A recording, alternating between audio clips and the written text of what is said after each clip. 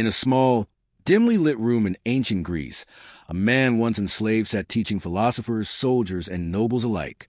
His name was Epictetus, and though he owned nothing, his words held the power to free even kings. Born into slavery, his leg crippled by a cruel master, Epictetus could have chosen bitterness, but instead, he chose wisdom. He realized that while his body could be chained, his mind could never be. This was the essence of being a Stoic, to control one's mind when the world cannot be controlled. Every morning, Epictetus will remind his students, you may not control events, but you control your response. He taught that peace and strength begin when we stop fighting reality and start mastering our reactions.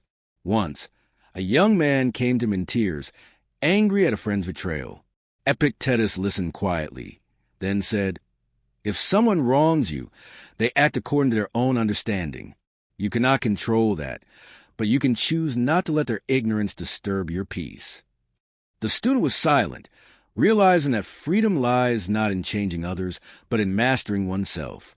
Epictetus's life was a lesson in calm resilience. He owned no wealth, no land, no luxury, yet his mind was unshakable. When others complained about loss, he smiled and said, do not say, I have lost it. Say, it has been returned. To him, everything we love, people, possessions, even life itself, is borrowed from nature. When it's taken away, we must not despair, for nothing truly belongs to us. His teachings were not about suppressing emotion, but about understanding it, seeing anger, grief, and desire as passing clouds over the still sky of reason. One day, a Roman noble asked him, Epictetus, how can I live without fear? He replied, fear is born from wanting what is not in your control. Want only what you can control, your thoughts, your actions, and fear will fade like mist.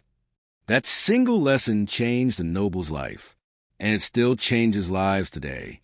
Epictetus showed that to be a Stoic is not to be emotionless, but to be unmoved by chaos.